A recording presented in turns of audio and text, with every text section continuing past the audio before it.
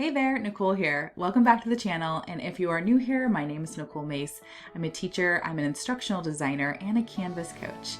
And I love helping faculty leverage technology to save time, connect with individual students, as well as teach with impact and ease, and big emphasis on the ease part.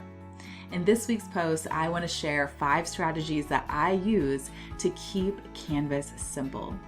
So as we all got pushed online and pushed into Canvas very quickly last year, I don't know about your inbox, but my inbox started to blow up with a million emails about all the new tools and strategies and resources that your students needed in order to learn online.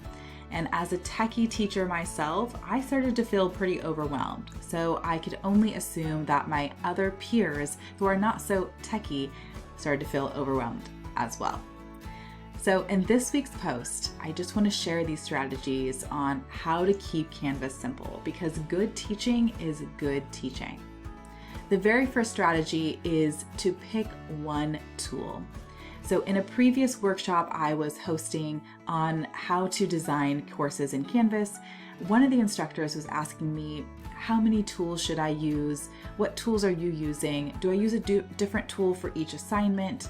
And I could just see the overwhelm in her eyes. So my suggestion was take a step back, take a breath, and just choose one tool.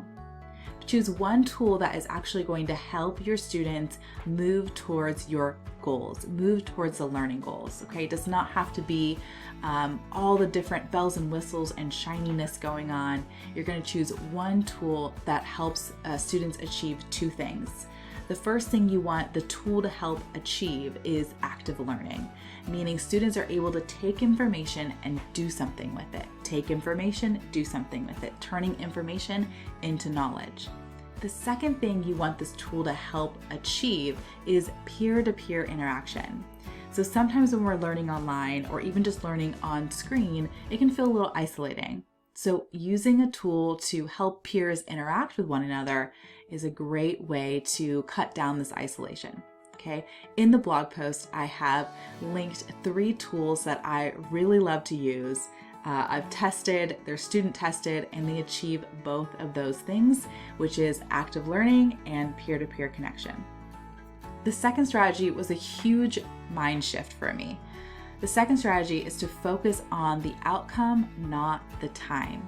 So coming from the classroom where the clock ruled your entire day, it was a big shift to understand that when you are teaching online or using on-screen learning platforms, the clock no longer rules. Okay, the only thing that matters is helping students achieve the outcome.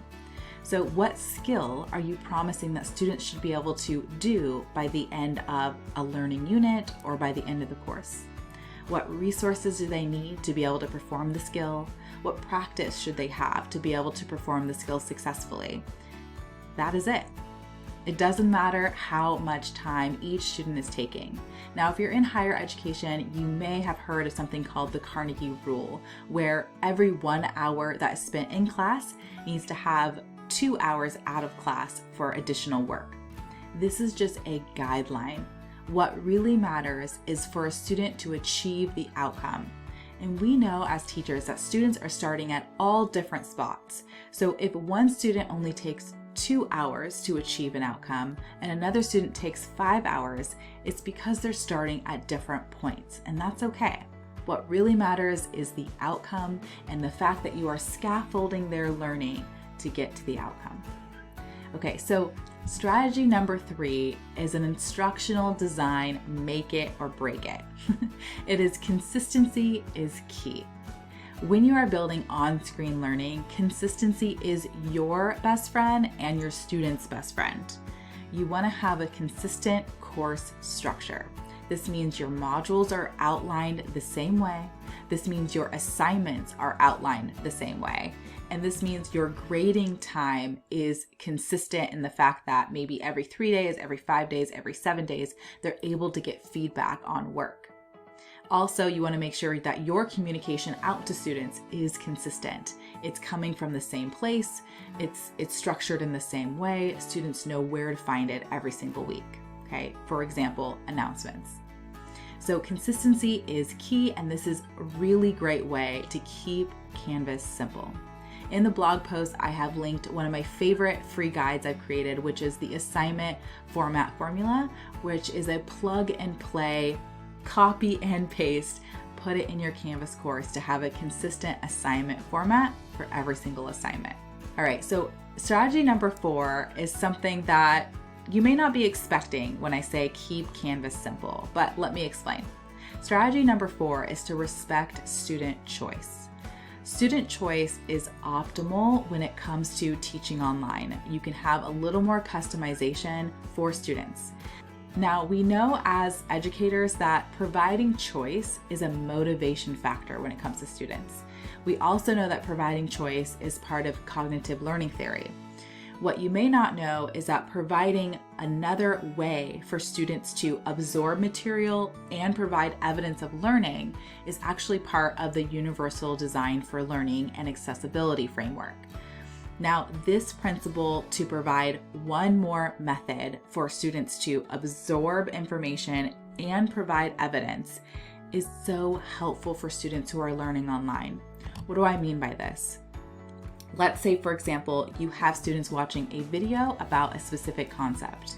Let's provide one more way for them to understand that concept. So maybe you find the transcript that goes along with that video. So they have the choice of watching the video or reading the transcript. Or maybe they watch the video and refer back to the transcript. Okay. Another method of providing one more way is if students are having to write a paper to show the evidence of their learning, maybe they write a paper as well as record a video. Okay, so just providing one more option for students on how they absorb material as well as how they are showing evidence of their learning ticks off so many boxes when it comes to instructional design and quality online learning experiences. Strategy number 5. This is the one I want to drive home. It's why I made it number 5. So when I work with faculty from all over the country in designing online learning in Canvas, one of the really hard things to get over is that they're no longer standing in front of their students every single week, multiple times a week, every single day. They're having to move to the side and wait in the wings for students to provide what they are learning or evidence of their learning. So strategy number 5 is feedback is the teaching.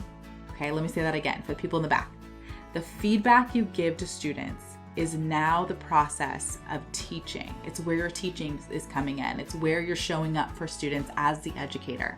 Okay, so they are introduced to a concept through your content. They are practicing this concept through assignments, and you are able to give them individualized, customized feedback to help that individual student improve. This is where your expertise are needed. This is where students need you the most, okay? The Canvas Speed Grader makes it so easy to provide feedback to each student on every single assignment. Now, this is where it comes down to, are you able to do this with the time allotted for grading, right? Like, we all want to help students. This is why we're in this business. We didn't do it for the money or the fame. We are here because we actually want to help students grow. Feedback is how you do that. Here is where my expertise come in to help you. So I have found a tool called Annotate Pro that has literally cut my grading time in half or less without diminishing the quality of feedback I'm able to give my students. Okay, so in the blog, I have linked a free guide that I've created on how to use Annotate Pro seamlessly with this Canvas Speed Grader for free. Okay, for free. All right, so definitely grab that guide so that you can cut down your grading time, but you are actually still getting to do the thing that you love, which is teach. All right, so if you have any questions about how to keep Canvas really simple or anything else when it comes to teaching online in Canvas, I'm your girl. Shoot me an email at hello@leveragingelearning.com or leave a comment in below this blog. All right, have a great rest of your day. Happy teaching.